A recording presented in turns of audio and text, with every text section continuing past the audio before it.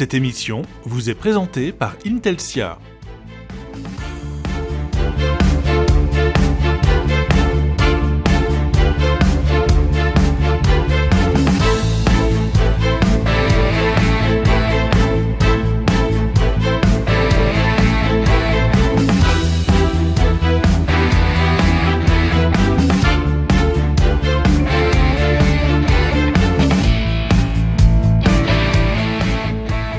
Bonjour à vous tous, bienvenue dans ce nouveau numéro de Face à l'expert du groupe Ecomédia, un rendez-vous que nous déclinons ponctuellement selon l'importance des faits, de l'actualité et évidemment des événements. Cette fois, l'actualité nous renvoie aux activités d'un groupe installé au Maroc depuis pas mal de temps, depuis pratiquement un quart de siècle.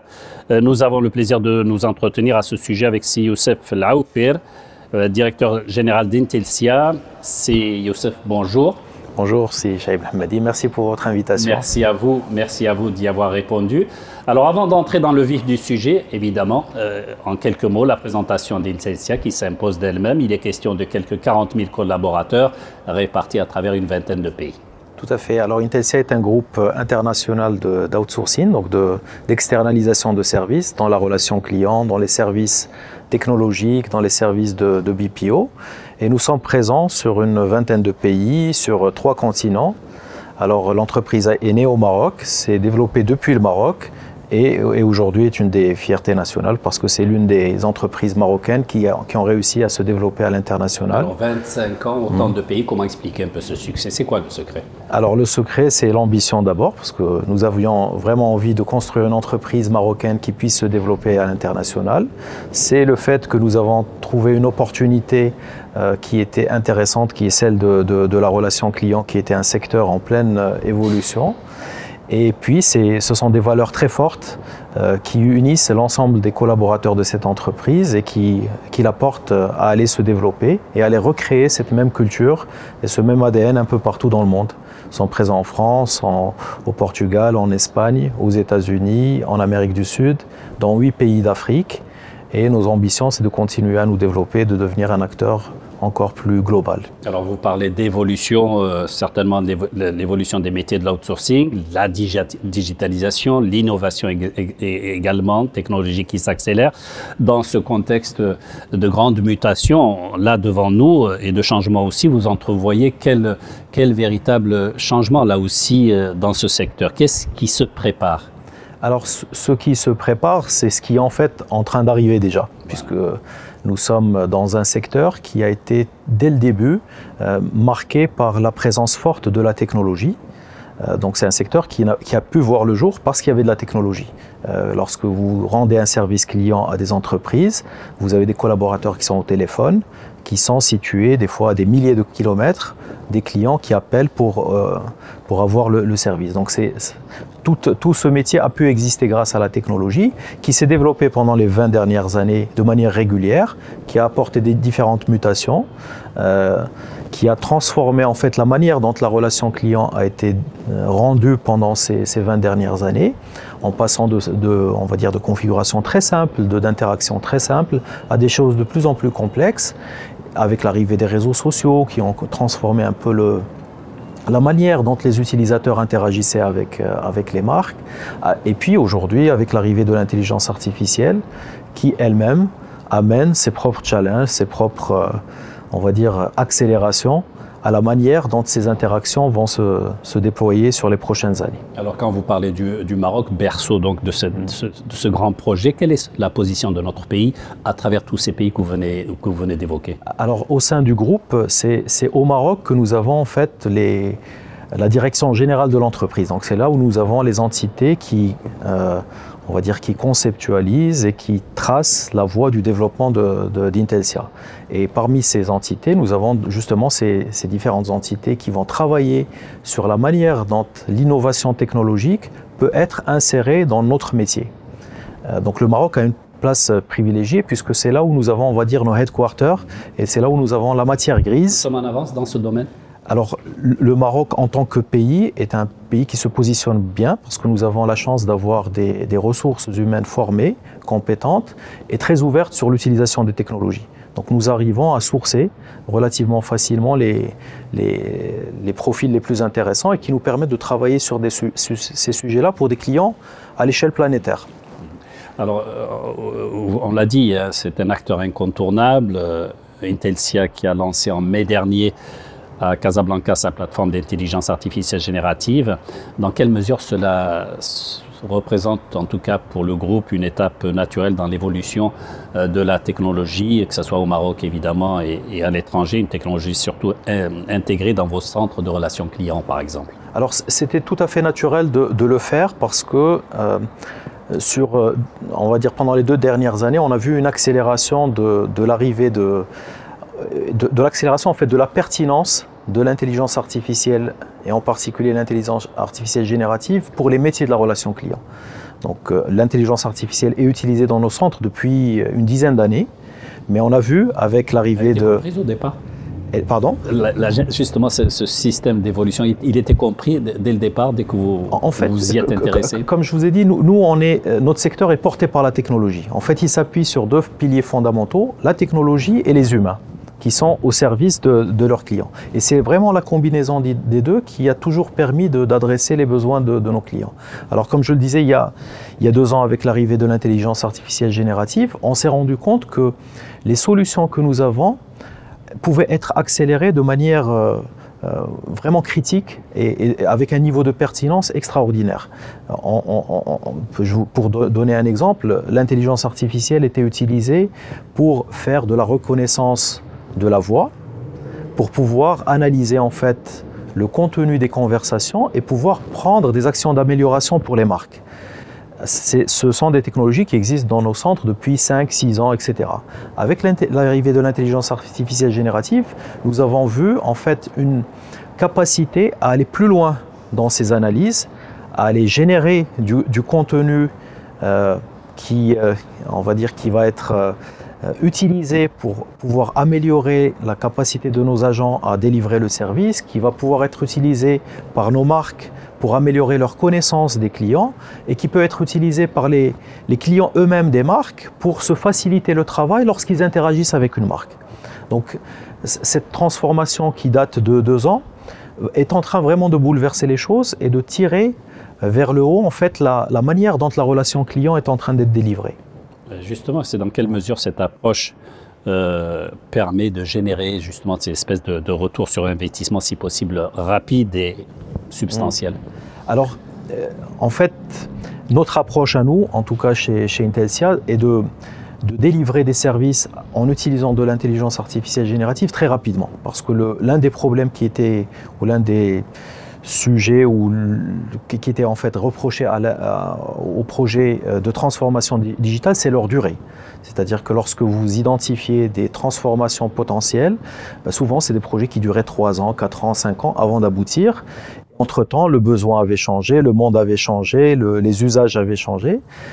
Notre particularité au travers de UNI, qui est notre plateforme d'intelligence artificielle générative, c'est que ce n'est pas seulement de la technologie, mais c'est également une approche pour aller partir de besoins très clairs et très ponctuels et pour lesquels il y a des solutions très concrètes et de pouvoir les réaliser avec une méthode en très peu de temps. C'est-à-dire que nous parlons de projets qui vont impacter la relation client et donc nos clients en quelques semaines et pas en quelques mois ou en quelques années. Alors vous avez parlé de 2 grands piliers du groupe, l'humain, la technologie évidemment, mais on le sait aussi, un des risques majeurs du recours à cette technologie, l'IA générative, est-ce que ce n'est pas aussi de supprimer l'emploi? Alors, effectivement, dès qu'il y a eu les premières annonces de ChatGPT, tous les grands cabinets de conseil se sont emparés du sujet. On a vu apparaître des études qui annonçaient des chiffres, on va dire, dramatiques pour l'emploi. Alors 2 ans et demi après, il n'y a pas grand-chose qui s'est produit en termes on va dire, de destruction de l'emploi. Et je vais tenter d'expliquer un peu pour quelles raisons est-ce qu'en fait nous restons très optimistes par rapport à cela. Alors c'est évident que c'est une technologie de rupture qui va changer des choses. C'est-à-dire qu'il ne faut pas penser que ça va être neutre, que c'est juste une vague qui va redescendre et qui va se passer. Elle va avoir des conséquences. Mais elle est également elle va être porteuse de transformations. Les premières transformations, c'est la réduction en fait des interactions simples ou avec peu de complexité. Il existe encore aujourd'hui dans les centres de relations clients des traitements qui peuvent effectivement être automatisés et qui n'ont aucun intérêt à continuer à être délivrés par des êtres humains parce que finalement ça dévalorise les personnes qui le font parce que ce sont des tâches répétitives. Plus personne aujourd'hui n'a envie d'interagir avec un être humain pour obtenir son solde de compte ou pour obtenir ce qui lui reste sur un forfait téléphonique, etc. Ce sont des choses qui sont simples, basiques, qui sont digitalisées et qui vont continuer à l'être. Donc c'est évident que ce type d'interactions vont disparaître et continuer à disparaître parce que ça a commencé déjà. C'est évident que l'utilisation de ces technologies est attendue par nos clients. C'est-à-dire que nos clients veulent que ces nouvelles technologies soient utilisées pour améliorer l'expérience client, pour augmenter la personnalisation des interactions. Donc c'est quelque chose auquel il ne faut absolument pas résister.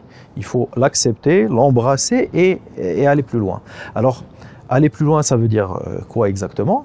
Ça veut dire comprendre ce que cette technologie peut apporter, comprendre ce qu'elle peut apporter pour nos clients, nos donneurs d'ordre, et donc l'utiliser à bon escient pour eux, comprendre ce qu'elle peut amener à nos collaborateurs, et là on est sur le registre de l'emploi, et dans ce cas particulier, ces technologies amènent du support à nos conseillers, elles amènent de la performance à nos conseillers, et elles leur permettent surtout de se concentrer sur les choses qui sont les plus importantes dans une relation client humaine, c'est-à-dire l'écoute, c'est-à-dire l'empathie, c'est-à-dire la prise en charge émotionnelle, c'est-à-dire le vrai conseil au client qui est au bout du fil ou qui est en face dans une interaction digitale. Et donc finalement, les choses qui font la différence entre un humain et une machine. Et ce sont ces axes-là qui sont aujourd'hui les éléments les plus importants pour laisser une empreinte indélébile au client lorsqu'il interagit avec un service client. C'est là où se fait la différence. Aujourd'hui, dans un monde où la compétition est très forte, les produits ont tendance à se ressembler finalement. La différence de qualité est très minime entre les produits les plus importants chez les différentes grandes marques. Donc en fait, ce qui fait la différence, c'est ce qu'a retenu le client final lorsqu'il a eu un souci, lorsqu'il a demandé un conseil, lorsqu'il a été orienté pour pouvoir acheter des produits qui sont plus intéressants ou plus pertinents pour ses usages. C'est ça ce que retient un client et c'est sur cette partie-là que les marques mettent le focus en même temps qu'elles mettent le focus sur la technologie pour simplifier et pour automatiser. Alors les nouvelles technologies créent de l'expertise, c'est évident, cela crée aussi de nouveaux emplois. Tout à fait. J'imagine. Tout à fait. Alors effectivement, c'est également un des axes puisque j'en parlais au tout début, Intelsia travaille au niveau de la relation client, mais elle travaille également au niveau de la digitalisation des entreprises. Donc nous avons un département qui s'appelle IT Solutions, où nous avons 800 ingénieurs aujourd'hui qui travaillent à aider les entreprises à intégrer les technologies dans leur fonctionnement. Et donc c'est pour nous également une opportunité parce que nous avons on va dire un secteur qui se développe ou qui continuera à se développer avec l'arrivée de ces technologies. Alors, donc avec toute la data à laquelle vous avez accès, que vous analysez régulièrement, ponctuellement, comment vos clients donneurs d'ordre évidemment appréhendent ce recours à ces nouvelles technologies, à l'IA surtout générative, et surtout est-ce qu'il existe une différence selon que le client soit marocain ou soit étranger, français? D'accord. Alors effectivement, avant de parler de la différence entre clients marocains et français, on a assisté un peu aux différentes phases. On a assisté d'abord aux premières réactions en fait, de refus de cette technologie. Déjà une certaine appréhension. Une appréhension forte, d'espèces d'intérêt sceptique. C'était quand ça? C'était au début en fait, du lancement de ChatGPT ou lorsqu'il y avait eu les grandes annonces. Et puis, on va dire, d'acceptation prudente. Et là, par contre, nous sommes dans une phase d'intérêt vif. C'est que les choses ont complètement basculé. Mais comment faites-vous justement pour sensibiliser vos clients justement? Parce que vous avez une vision à long terme, le client pas forcément. Comment vous arrivez à le convaincre justement En fait, pour nous, en fait, l'approche est toujours très pragmatique. C'est-à-dire que le client va être rapidement perdu par les annonces qui sont, on va dire, que vont lancer justement ces grands cabinets, parce que pour eux, c'est des opportunités de business énormes. Le fait de pouvoir dire ces transformations vont pouvoir vous permettre de réduire les ressources qui travaillent pour vos entreprises de 30%, etc. Ben forcément, ça crée du... Donc nous, on va les ramener sur des choses très réelles. On va leur dire, voilà ces technologies-là, pour votre besoin, pour les interactions dont nous sommes responsables, voilà ce qu'on peut en faire. Voilà ce qu'on peut en faire pour vous en tant que marque, pour vous permettre de mieux écouter ce qui se passe dans votre environnement, chez votre compétition, ce que pensent de vous vos clients, etc. Et le faire de manière très, très pertinente. Et c'est ça la puissance de ces technologies. C'est ce qu'on va faire pour les collaborateurs, pour pouvoir les aider à être meilleurs en face des clients. Et ce qu'on va pouvoir faire pour les clients quand ils vont venir interagir avec les marques. Alors pour revenir à la question sur le Maroc et la France, en fait, ces mêmes phases, on les a vues se développer de la même manière pour nos clients français et pour nos clients marocains. Il n'y a pas de différence en fait d'intérêt ou de réceptivité par rapport au sujet. Par contre, aujourd'hui, la valeur ajoutée que nous arrivons à créer vient énormément de la capacité à analyser la voix, analyser les textes qui sont produits entre les clients et les marques. Donc quand vous avez des interactions au téléphone, vous laissez des informations. Ces informations existent en enregistrement téléphonique, existent en interaction digitale. Et pour les analyser, aujourd'hui, l'analyse de langues comme l'arabe, comme la darija en particulier, qui est un mélange et qui est en fait la langue originelle, on va dire. Originelle, et c'est celle qui est utilisée aujourd'hui dans les interactions entre les clients et les marques. Et encore, en fait, on n'a pas encore suffisamment de technologies matures pour permettre l'analyse de cette langue aujourd'hui, pour nous permettre de réaliser les mêmes types de cas d'usage que nous faisons aujourd'hui pour les clients français, sur lesquels ce type de technologie est mature, ont été entraînés pendant des années, des années, des années.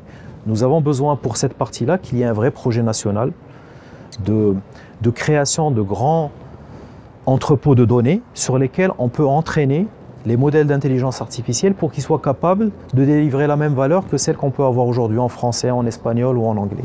C'est là où vient ma dernière question, si vous le permettez. Donc aujourd'hui, il y a un état des lieux, Intelsia qui offre énormément de solutions, BPO, ITO, en passant par le CRM, vous me direz exactement ce qu'il en est exactement, et également le conseil, l'intelligence artificielle générative. Est-ce que cela peut être appliqué pratiquement à toutes les activités aujourd'hui? Chez nous, oui. En fait, l'intelligence artificielle générative a sa place aussi bien à l'intérieur de l'entreprise pour son fonctionnement interne, pour améliorer la manière dont nous gérons nous-mêmes nos collaborateurs, nous gérons nos opérations, etc. Donc, dans une vue purement interne. Ces technologies peuvent être utilisées de manière très naturelle lorsque nous faisons des prestations technologiques pour nos clients. Aujourd'hui, nous utilisons de l'intelligence artificielle générative pour, vous savez, quand vous avez des collaborateurs qui sont en charge de gérer des réseaux de télécommunications, des réseaux informatiques de clients, il y a énormément d'informations qui viennent de ces équipements et nous utilisons l'intelligence artificielle pour analyser, pour détecter les choses les plus importantes qui doivent obtenir une attention humaine et qui vont pouvoir être traitées pour résoudre un incident, pour anticiper une panne, pour anticiper une intervention, etc. Donc on utilise cela aussi bien au niveau de la relation client que de la partie IT et de n'importe quel service qui peut être délivré. Ma toute dernière question, et cette fois-ci, et je vous laisse tranquille après, le challenge maintenant auquel se prépare le groupe, ce serait quoi? Alors notre challenge à nous, c'est notre croissance à l'international. Aujourd'hui, nous faisons partie du top 3 des acteurs français.